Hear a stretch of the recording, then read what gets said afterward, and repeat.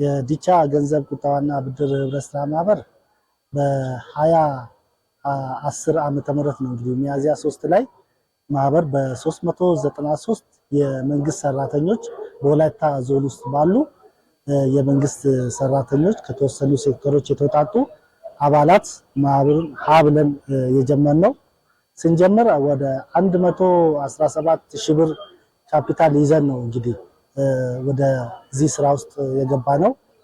አሁን ላይ ማህበሩ 8 ዓመት እድሜ አስቆጥሯል። 8ኛ ዓመቱ ነው ማለት ነው። ዛሬ እንግዲህ በጉባኤም በተለያዩ ሪፖርቶችም ሲገለጽ እንደሰማችሁት በ8 ዓመት ውስጥ በየጊዜው እያደገ የመጣ ነው ያለው። አሁን ላይ ወደ 84.2 ሚሊዮን ብር ጠቅላላ ሀብት ማፍራት ችሏል ማህበሩ። ስለዚህ ይሄ ለመንግስት ሰራተኛው ቀላል ነገር፣ ከዚህ በፊት የመንግስት ሰራተኛው የብድር አክሰስ የሚያገኝበት ምንም አይነት አጋጣሚዎች አልነበሩም። እነዚህ ዜጎች ናቸው ከፋይናንስ የአንድ ወር ወይ ደግሞ የሁለት ወር የደሞዝ ብድር ነበረ ከዚህ ፊት መንግስት ሰራተኛው ለተለያዩ ችግሮች ሲገጥመው ብድር እየወሰደ ያለው። አሁን ላይ ግን እንግዲህ ዛሬ ላይ የተወሰነውን አይታቸዋል። አንድ መንግስት ሰራተኛ ከዚህ ማህበር እስከ 500 ሺህ ብር ድረስ ብድር ወስዶ ተጠቃሚ የሚሆኑበት አሰራር ተፈጥሯል ማለት ነው። አባላት እንግዲህ ቅድም እንዳልኩት በ393 አባላት ነው የጀመርነው። አሁን ላይ እስከ ሐምሌ 9 ድረስ ያው ሪፖርታችን እስከ ሐምሌ 9 ድረስ ያለውን የሚያጠቃልለው 1715 አባላትን ማፍራት ተችሏል። ይሄ ግን በቂ ነው ብሎ መውሰድ አይቻልም። ምክንያቱም እኛ በፌዴራል ህብረት ስራ ኮሚሽን ባለው በሱ ስታንዳርድ እሱ ባዘጋጀው መገምገሚያ ፒብልስ በሚባል መገምገሚያ ነው እንግዲህ ፌዴራሉም ክልሉም በየአመቱ ሬጉሌት እያደረገ የሚመጣበት አሰራር አለው። በዛ መነሻ በየአመቱ ማህበሩ ካሉ አባላት 12% ማደግ ነበረበት። በዛው ልክ ባንመጣም ነገር ግን የአባል ቁጥር ከጊዜ ወደ ጊዜ የተለያዩ አጋጣሚዎች ስለማህበሩ ሰምተው ማህበሩ በተለያዩ አጋጣሚዎች በሚዲያም በሌሎችም በብሮሸሮችም መጽሔትም ጭምር በማዘጋጀት እንትን ባለው መሰረት አባላት ቁጥር አሁን ላይ እየጨመሩ የመጡበት ሁኔታ ነው ያለው። ትልቁ አሁን የማህበራችን ተግዳሮት ምንድነው? እኛ በቀድሞ የሆነ አሰራር ነው እየሰራን ያለ ነው። ይሄ ማለት ዘመናዊ ቴክኖሎጂን ጭምር አፕላይ አድርጎ ከመስራት አንፃር አሁንም ውስንነት አለበት። ስለዚህ በቀጣይ ማህበሩን የማዘመን ስራ የሁልጊዜ ጥረታችን ነው መሆን ያለበት። እዚህ ላይም በተለያየ ሪፖርትም ሰምታችኋል።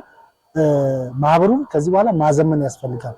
ካላዘመን ነው ማህበሩ ወደኋላ ባክ የሚያደርግ። ስለዚህ አሁን ላይ ቁጠባ ማህበራት ከደረሱበት ደረጃ አንፃር ቴክኖሎጂን ተጠቅሞ እያንዳንዱ አባል ወደ ማህበሩ ሳይመጣ ቤቱ ሆኖ የራሱን ቁጠባ የሚያይበት በሞባይሉን ተጠቅሞ የአስፈላጊውን ክፍያ የሚያገኝበት አስፈላጊውን የሆነ ቁጠባም ሆነ ሌሎች እንትኖችን ማህበሩ ጋር ሳይቀር እዛ ሆኖ አፕላይ የሚያደርግበት አሰራር ለመፍጠር አሁን ላይ ከተለያዩ ባንኮች ጋር ተገናኝተን ለመስራት እንደ ዘንድሮ አይታችኋል። ሳኮ ሊንክ የሚባል ለጠቅላላ ጉባኤው ቀርቧል።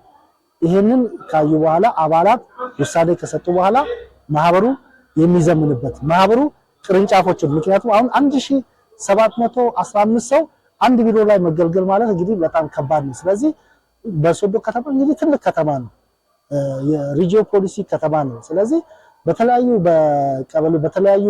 ቀበሌዎች ላይ ብራንች ከፍተን ለመስራት የግድ ቴክኖሎጂ መጠቀም ግድ ስለሚለን አሁን ላይ እንደ ዘንድሮ በዚህ ልክ ያው ለማዘመን ማህበሩን እየሰራንበት ያለበት ሁኔታ ነው ያለው። በነገራችን ላይ የዞኑም ሆነ የከተማው ህብረት ስራ ልማት ጽህፈት ቤት ከዚህ በፊት ያው በአንድ መዋቅር ነበረ።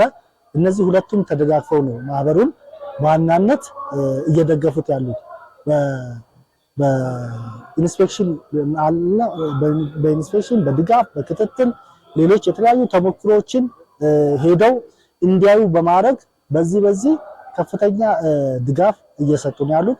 ከሪፎርሙ አንፃር ማህበሩ ላይ ከዚህ በፊት ከነበረበት ሪፎርም አድርጎ የተሻለ ደረጃ አሁን ላይ ማህበሩ እስከ ፌደራል ድረስ ተሞክሮ ሊያቀርብ የቻለ እስከ ፌደራል ድረስ ሞዴል ማህበራት ተብሎ የቀረበ ማለት ለዚህ ሁሉ ስኬት ትልቁ ድርሻ ያለው የከተማውና የዞኑ ህብረት ስራ ልማት ጽሕፈት ቤት ያረጉልን ድጋፍና ክትትል ስራ ስለሆነ ለዛ በጣም እውቅና እንሰጣለን። እጅግ አድርገን እናመሰግናለን። በመድረክም ደግሞ ያው ስናመሰግን አይታቸዋል።